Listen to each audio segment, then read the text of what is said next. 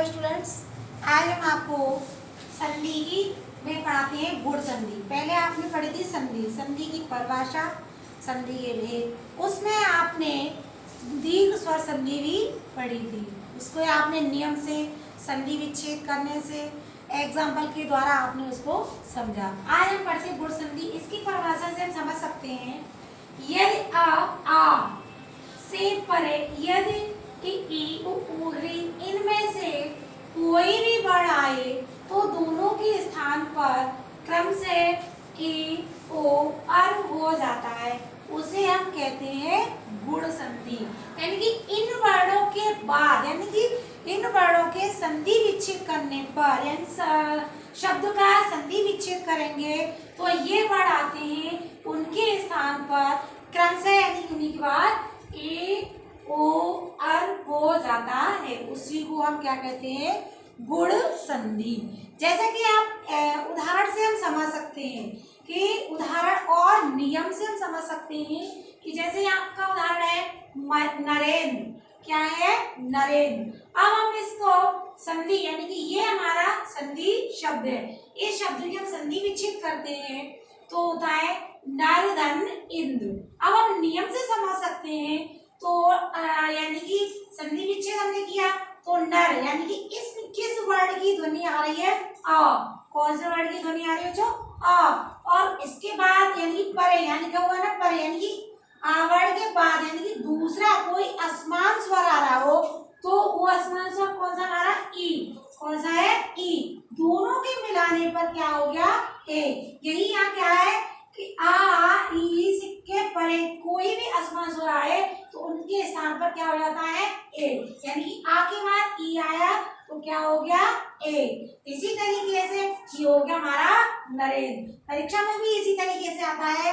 अगर ये संधि विच्छेद इस शब्द का आता है तो इसी तरीके से हम पहचान सकते हैं कि आ के बाद में ई है तो मान लीजिए वहां पे हमारी कौन सी संधि हो जाएगी? मतलब गुण संधि, क्योंकि उसके दोनों के मिलाने पर क्या बन जाता है? ए। दूसरा इसी का उदाहरण है महेंद्र। ये शब्द है हमारा महेंद्र। अब हम इसका संधि विच्छेद करते हैं तो इसका संधि विच्छेद क्या होता है? महाधन इंद्र। अब इसमें शब्द में अंतिम मतलब शब्द के अंतिम में क्या आ रहा है? आ।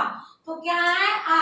यहाँ पे कहा गया आ या आ से परे, यानी कि इसके बाद में कोई भी असमान, यानी इससे अलग कौन सा वर्ण आ रहा है? ई। कौन सा वर्ण आ रहा है? ई। ई हमारा है ह्रस्व स्वर।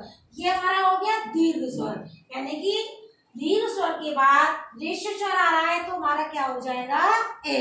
तो इसी को हम क्या कहते हैं? गुण। यानी कि इसमें ए जो है एक गुण मिल गया, यानी कि दोनों के मिलाने पर आ ना होकर के, ई ना होकर के अलग से गुण बन गया ए, तो ये हो गया हमारा गुण। यानी इसको हम क्या कह सकते हैं? गुण संधि। तो ये अब आ जाता है उ। ये तो हमारे किसका हो गया? ए। किसके उदाहरण हो गए ये हमारे? ए के। अब आ जाता है ओ।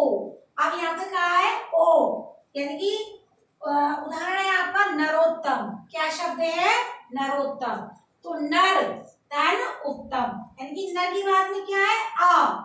क्या है? आ। उसके असमान स्वर कौन सा आ रहा है? उ। कौन सा आ रहा है? उ। तो दोनों के मिलाने पर क्या हो गया? ओ। यानी कि आ ऋषि स्वर है, फिर उसके पहले वर्ड में क्या है हमारा? उ।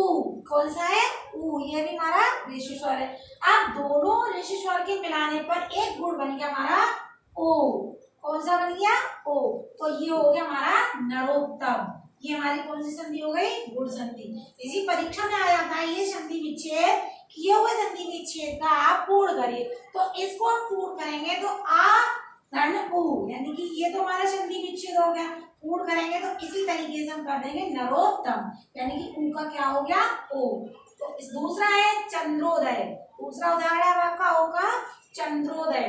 तो चंद्र धन उदय। चंद्र अ, यानी कौन से वर्ड की इसमें ध्वनि निकल रही है? आ वर्ड की। और उसमें अंतिम शब्द के प्रथम वर्ड में क्या आ रही है? उ। तो ये हो गया हमारा ओ। दोनों के यानी कि नियम से हम समझ सकते हैं कि शब्द के अंतिम पद पर क्या आ रहा है? अ। और शब्द के प्रथम पद पर क्या आ रहा है? उ। तो दोनों को मिलाकर के क्या हो गया? ओ। तो ये हो गई हमारी गुण संधि। इसी तरीके से और भी एग्जाम्पल ए और ओ के आती है, तो इसी तरीके से हम पहचान सकते हैं नियम के आधार पर। नियम हमारा क्या है, यानी कि आ के बाद यदि कोई असमान स्वर आता है यानी उससे अलग आता है तो दोनों के मिलाने पर क्या हो जाता है, ए।